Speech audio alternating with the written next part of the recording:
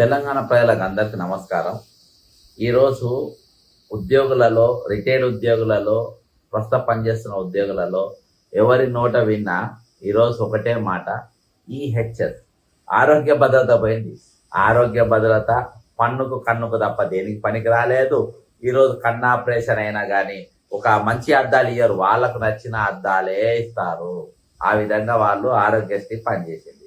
ఇక అది అయిపోయినాక ఇక పనులలో కూడా వాళ్ళు చెప్పిన దగ్గర చేయాలి. అక్కడ నాణ్యమైన తీరుగా ఉండదు.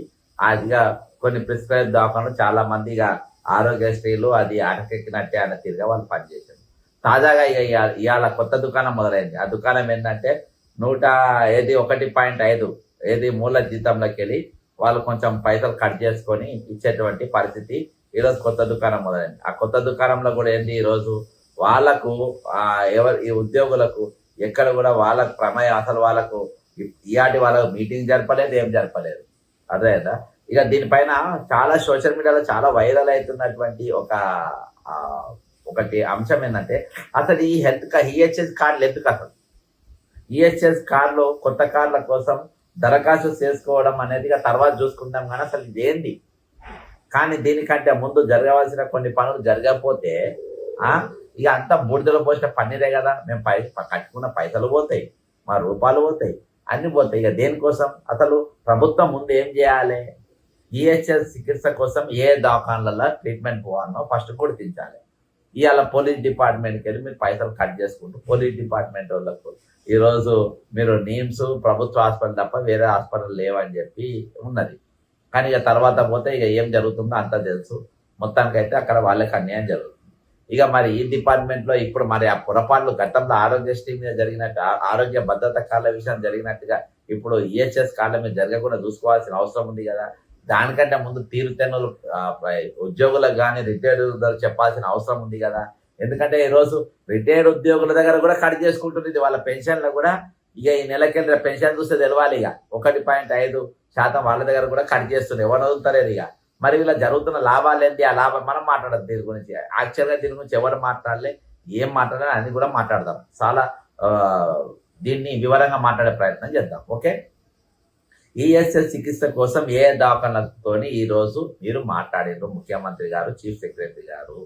ఎందుకని మీరు ఇద్దరు ఇవాళ బిల్లా రంగాల లెక్క తయారైపోయింది రాష్ట్రానికి. ఓకే, హాస్పిటల్స్ యజమానులతో ప్రభుత్వం కొత్తగా ఏం సమావేశం చేసింది, నిర్వహిస్తే ఏ దవాఖానలతో చేసింది. అందులో ప్రముఖంగా యశోద దవాఖాన ఉందా, కిమ్స్ ఉందా, అపోలో ఉందా, ఏఐజీ ఉందా, ఏ దవాఖానలు ఉన్నాయి, దాని గురించి మీరు వివరాలు చెప్పాలి. ఈ ప్రముఖ చెప్పినాకనే మీరు కట్ చేసుకోవాలి. చెప్తున్నా, చెప్పినాకనే మీరు జీతాలకే కట్ చేయాలి.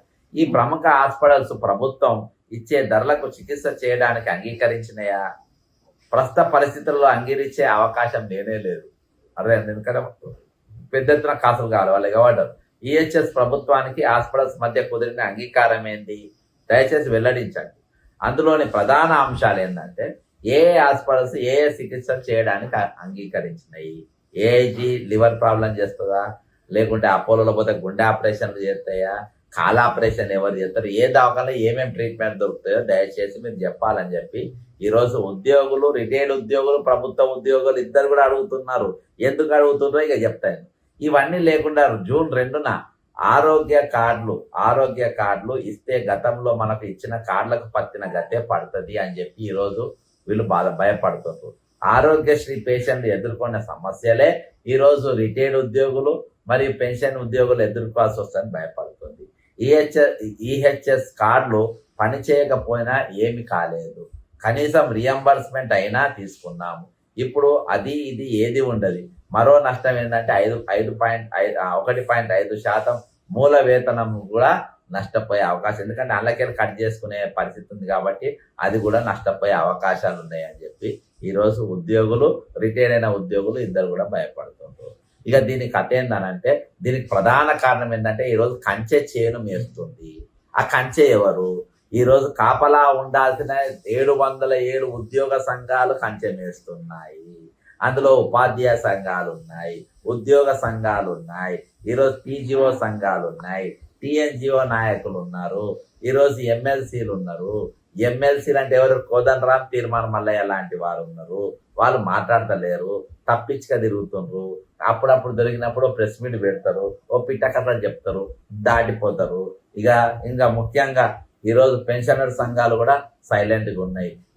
ఇలా యూట్యూబ్ మన వాట్సాప్లల్లో ఈరోజు నడుస్తుంది ఏంటంటే వాళ్ళు కూడా అమ్ముడు పోయిందని అనుకుంటారు.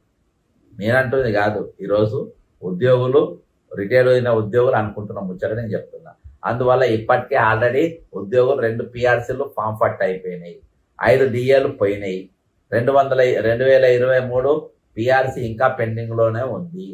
నెల పెన్షన్లలో 1.5% ప్రీమియం కింద వసూలు చేసిన తర్వాత అది క్యాష్లెస్ ట్రీట్మెంట్ ఎట్లయితుందో ఇలాంటి వాళ్ళకి క్యాష్లెస్ ట్రీట్మెంట్ అని ప్రభుత్వం డబ్బాలు కొట్టుకుంటా ఉంది. మరి 1.5% కట్ చేసుకున్నాక క్యాష్లెస్ ట్రీట్మెంట్ ఎట్లయితుందో వాళ్ళే చెప్పాలి, అది ఎట్లయితే తెలపాలి.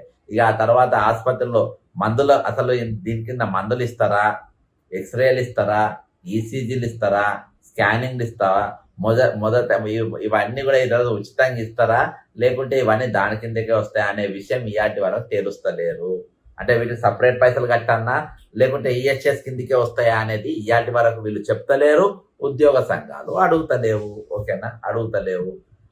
ఈరోజు హెల్త్ కార్డులు అన్నీ ఊరిస్తూ డిఏలు, హెల్త్ కార్డుల చర్చ చాలా పెద్ద ఎత్తున నడుస్తుంది. ఇప్పుడు ప్రస్తుతం ఉద్యోగాలు పిఆర్సీ మర్చిపోయినరు, డిఏలు మర్చిపోయినరు. ఈరోజు 2023 పెండింగ్లో ఉన్న పిఆర్సీ గురించి మాట్లాడుతూనే లేరు. హెల్త్ కార్డు ఆప్షన్ ముందు పెట్టి వద్దనుకునే వారికి ప్రతి నెల ఎవరి పైసలు 1% 5 ఏదైతే కట్ చేస్తామంటే వాళ్ళకి ఇస్తే మంచిగా అవుతుంది. వాళ్ళు స్టార్ లాంటి చాలా ఉన్నాయి కదా, ఇవి హెల్త్ ఇన్సూరెన్స్ సంబంధించినవి, అందులో ఏదో ఒకటి జాయిన్ అయ్యి వాళ్ళది. ఇదంతా ప్రభుత్వానికి ఎందుకు పీకులాట అని అడిగే ఉద్యోగ సంఘం లేదు, అడిగితే ఎమ్మెల్సీ లేదు, అడిగే ఈరోజు యాక్టివిటీస్ లేదు. ఈరోజు ఎట్లయిపోయిందంటే దాదాపు 15 లక్షల ప్రభుత్వ ఉద్యోగులు ఉంటారు. ఈరోజు వాళ్ళకు సంఘం ఉంటుంది, దానికి నెల కింద రుసుము కడతారు, దాని నెలకు చందా కడతారు, అయినా కానీ ఇవాళ మాట్లాడే పరిస్థితి ఉండదు. ఈరోజు మరి దీని మీద ప్రధానమైన ప్రతిపక్షం అయినటువంటి బీఆర్ఎస్ దీనికి ఎందుకు మాట్లాడతలేరు? కేటీఆర్ గారు ఎందుకు మాట్లాడతలేరు? అరే 96 మంది చనిపోయినరు, ఇవాళకి వాళ్ళు చాలా ట్రీట్మెంట్ చేసుకోలేని పరిస్థితులు ఉన్నారు. మరి హెల్త్ కార్డు ఇస్తా ఉన్నారు, మరి హెల్త్ కార్డులో ఏ దవాఖానలు పనిచేస్తాయి, మరి ఏమేమి ట్రీట్మెంట్ తీసుకోవచ్చు, ఏ హాస్పిటల్ ఎంతెంత ట్రీట్మెంట్ తీసుకోవచ్చు, మరి అందులో ఏమేమి ఉచితంగా ఇస్తారు, ఏమేమి పైసలు వాపసు పెట్టుకోవాలి, ఇవన్నీ కూడా క్లారిటీ ఇచ్చిన తర్వాతనే 1.5% మరి ఆ మూల వేతనంలో మీరు కట్ చేసుకోవాలని చెప్పి మరి ఈరోజు ప్రధాన ప్రతిపక్షమైనటువంటి బీఆర్ఎస్ కానీ బీజేపీ కానీ మరి కొత్తగా వెలిసిన పార్టీలు ఏది తెలంగాణ శశికళ పార్టీ అయినటువంటి మరి కల్వకుంట్ల కవిత కానీ లేకుంటే తీర్మానం మల్లయ్య కానీ వీళ్ళు అడగాలి కదా, ఎందుకు అడుగుతలేరు వీళ్ళు? అంటే రేవంత్ రెడ్డి గారు పర్మిషన్ ఇవ్వాలన్నా? మీరందరూ కూడా మాట్లాడుకున్నాకనే ఇటువంటి అంశాలపైన మాట్లాడతారా? కాబట్టి ఈరోజు తెలంగాణ ఈరోజు వాళ్ళకున్న డౌట్స్ మొత్తం క్లియర్ చేయాల్సిన పరిస్థితి ఈరోజు ప్రభుత్వం పైన ఉంది. ఈరోజు మాట్లాడాల్సిన పరిస్థితి ప్రభుత్వం పైన ఉన్నది. మీరు నోరు తెరవాల్సిన అవసరం ఉంది. ఇవన్నీ క్లియర్ చేసినా కట్ చేయాలి. అప్పటిదాకా కట్ చేయొద్దని చెప్పేసి ఈరోజు ఉద్యోగ సంఘాలు ఎందుకు ఆందోళన వ్యక్తం చేస్తలేరు? ఎవరిని అడిగిపోయి మీరు సంతకాలు పెట్టి వచ్చిండ్రు? రేపంచెల్లి అసలు కోసం 2 పోతాయి కదా. వీళ్ళు ఇప్పుడు జేబులోకి వెళ్ళి పెట్టుకొని ట్రీట్మెంట్లు చేసుకుంటున్నారు. చాలా మంది డబ్బులు అందక ట్రీట్మెంట్ వదిలేసుకున్న వారు కూడా చాలా మంది ఉన్నారు. ఎంతమంది చచ్చిపోయారు ట్రీట్మెంట్ అందక, పైసలు లేక ట్రీట్మెంట్ వదిలేసుకొని? ఎంతమంది ఊగిసలు ఆడుతుంది ఈరోజు? నేను చెప్తా ఉన్నా, ఎన్నోసార్లు పేర్లు చెప్తా ఉన్నా. మూర్తి గారు, ఎస్ఐ గారు ఇవాళ ట్రీట్మెంట్ తీసుకోలేక వదిలేసింది. ఏమన్నా కానీ అని ఇంట్లో పడ్డ పోయికుంటూ తింటుంటూ ఉంటుంది అంతే, ఏమన్నా కానీ అని. సూర్యనారాయణ గారు కృత్రిమ కాలు బిడ్డలు ఇల్లు ఉంటారు, ఇల్లు లేక సొంత ఇల్లు లేక బిడ్డల ఇళ్ళ కాడపోయి ఉంటున్నారు. ఆ బిడ్డలు వాళ్ళు మంచోళ్ళు కాబట్టి ఉంచుకుంటారు. వేరేవారైతే పరిస్థితి ఏంది ఈరోజు? మూర్తి గారు కూడా బిడ్డల దగ్గరనే. ఏంది పరిస్థితి ఈరోజు? ఎవరైనా ఎన్ని రోజులు చూసుకుంటారు? కాబట్టి ఈరోజు ప్రభుత్వం ఆలోచన చేయాలి, ఉద్యోగ సంఘాలు ఆలోచన చేయాలి, ఓ బలమైన ఉద్యమం తీసుకుపోవాల్సిన అవసరం ఉంది ఈరోజు. అందుకని నేను పిలిపించిన ఈరోజు ఈ సమస్యలపైన ఎక్కడ కూడా అన్ని సాగతీసే ధోరణి పోతా ఉంది. ఈరోజు ప్రభుత్వం డబ్బులు లేవంటారు, అన్నిటికీ ఖర్చు పెడతారు, అన్నిటికీ డబ్బులు ఉంటాయి.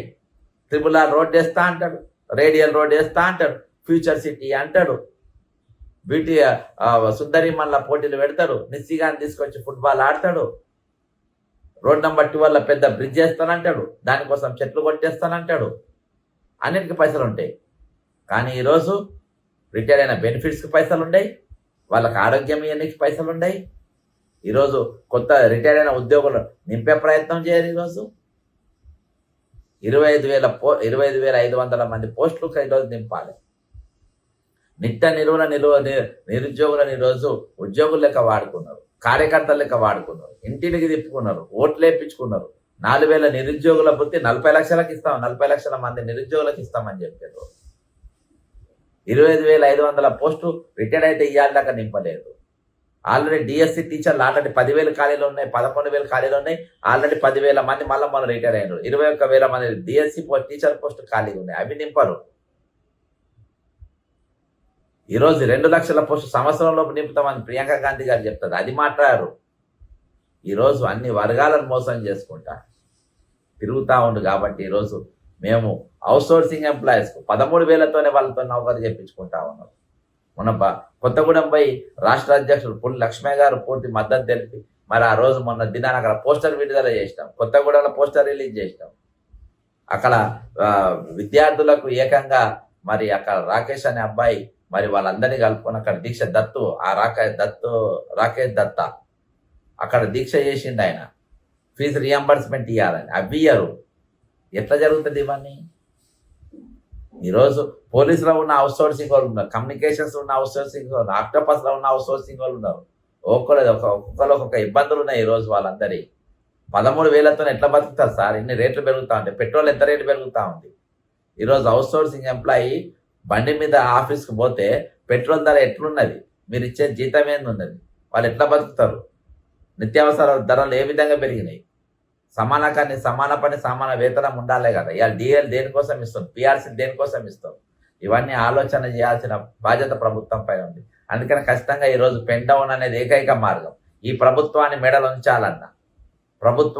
ఉంచాలన్నా ఈరోజు దేనికోసము ఏం ఖర్చు మన క్లారిటీ లేకుండా, అరే ఒక చదువు రానోళ్ళు కూడా 4 ప్రశ్నలు అడుగుతారు.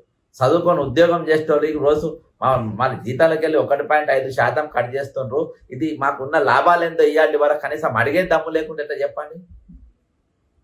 ఇంత దౌర్భాగ్యం, ఇంత అన్యాయమా ఇది? కాబట్టి ఇది తగది, ఉద్యోగ సంఘాలకి తగది. కష్టంగా మనం ఈరోజు ఆశా వర్కర్లకు జీతాలు వేస్తామని వాళ్ళ మోసం చేశారు. అన్ని వర్గాలు రోడ్డు ఎక్కాల్సిన అవసరం ఉంది, ప్రశ్నించాల్సిన, నిలదీయాల్సిన అవసరం ఖచ్చితంగా ఉందని తెలియజేసుకుంటూ సెలవు తీసుకుంటున్నాం. దయచేసి ఇంతవరకు సబ్స్క్రైబ్ కాని వారు ఛానల్ని సబ్స్క్రైబ్ కాండి. అంతేకాకుండా మీరు కామెంట్ చేయండి, షేర్ చేయండి. జై తెలంగాణ, అమరవీరులకు జోహార్.